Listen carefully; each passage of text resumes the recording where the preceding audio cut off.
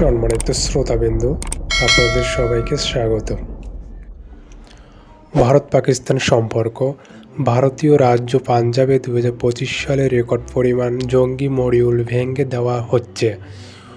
19টি পাকিস্তানি সমর্থিত সন্ত্রাসী গোষ্ঠীকে টার্গেট লক্ষ্য করে অভিযান চালানো হচ্ছে এবং বিপুল পরিমাণে বিস্ফোরক ও অস্ত্র ও প্রযুক্তি বাজেয়াপ্ত হচ্ছে। এসব উদ্যোগের সঙ্গে সীমান্ত নিরাপত্তা জোরদার করা হয়েছে, যেখানে আরটি ড্রোন সিস্টেম ও শত শত সিসি ক্যামেরা বসানো হয়েছে। পাকিস্তানের বড় রাজনীতিবিদ মৌলানা ফজলুর রহমান দেশের সেনাবাহিনীকে কটাক্ষ করেছেন তাদের বৈদেশিক নীতিতে দ্বৈতমান থাকার অভিযোগে। তিনি বলেন, পাকিস্তান ভারতের বিরুদ্ধে নীতি নিয়ে অসংযত আচরণ করেছেন। তার বক্তব্যে দেশের মধ্যে উত্তেজনা বিরাজ করছে। যুক্তরাষ্ট্রের পেন্টাগন একটি রিপোর্টে উল্লেখ করেছেন যে চীন চুক্তিবদ্ধভাবে পাকিস্তান সহ ভারতের প্রতিবেশী দেশগুলোতে সামরিক সহযোগিতা বাড়াচ্ছে, যার সুফল পাকিস্তানের জন্য বড় সামরিক শক্তি হিসেবে পরিণত হচ্ছে। জম্মু ও কাশ্মীরের পেহেলগামের একটি বড় সন্ত্রাসী হামলার পর ভারত পাকিস্তানের বিরুদ্ধে কঠোর ব্যবস্থা নিয়েছিল। বারবার সীমান্তে যুদ্ধবিরতি ভঙ্গের অভিযোগ ও পাল্টা অভিযোগের ঘটনা ঘটে চলছিল এবং উভয় পক্ষই সতর্ক অবস্থানে রয়েছে। বর্তমানে ঘন কুয়াশার কারণে যত্নশীল ভারতীয় সেনা ও বিএসএফ কর্মকর্তারা উচ্চ সতর্কতায় সীমান্ত এলাকায় তল্লাশি চালাচ্ছেন, যাতে শীতের কুয়াশায় সুযোগে কোনো অনুপ্রবেশ বা নিরাপত্তা ঝুঁকি তৈরি হতে না পারে। ভারত পাকিস্তান যুদ্ধবিরতির পর থেকে বেশিরভাগ ক্ষেত্রে সীমান্তে শান্তি থাকলেও খুবই ভঙ্গুর অবস্থায় রয়েছে। মাঝে মাঝে ছোট গোলাগুলি, নজরদারি বৃদ্ধির মতো ঘটনাগুলো রিপোর্ট হচ্ছে এবং উভয় পক্ষে সতর্ক অবস্থানে রয়েছে।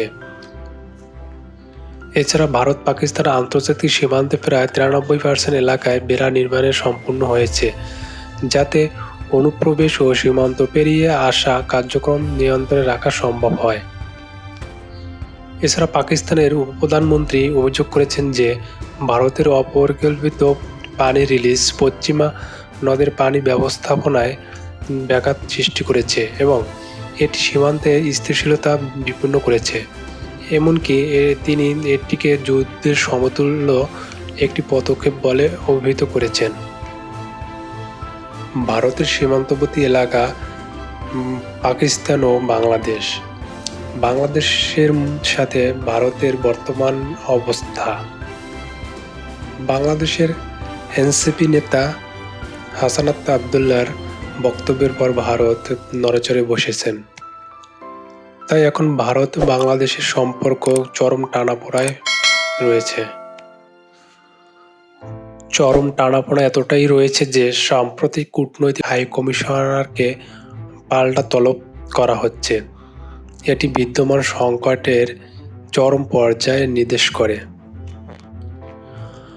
রাজনৈতিক সংহিতা ও ভারত বিরোধী উত্তেজনা ঢাকা ও দিল্লির নতুন করে সম্পর্ককে সংকটে ফেলেছে, বিশেষত ধর্মীয় ও রাজনৈতিক ইস্যু। এটি সাম্প্রতিক পরিস্থিতি 2001 সালের পর সবচেয়ে খারাপ পর্যায়ে বাংলাদেশ ভারত সম্পর্কে পৌঁছেছে।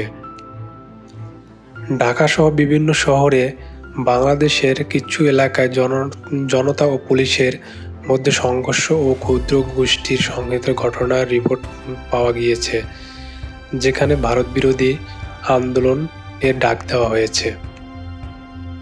এছাড়া সংখ্যালঘুদের উপর হামলার অভিযোগও এসেছে। প্রতিবেশী দেশ হিসেবে ভারতের দৃষ্টিভঙ্গি কলকাতার বাংলাদেশের দূতাবাসের সামনে প্রতিবাদ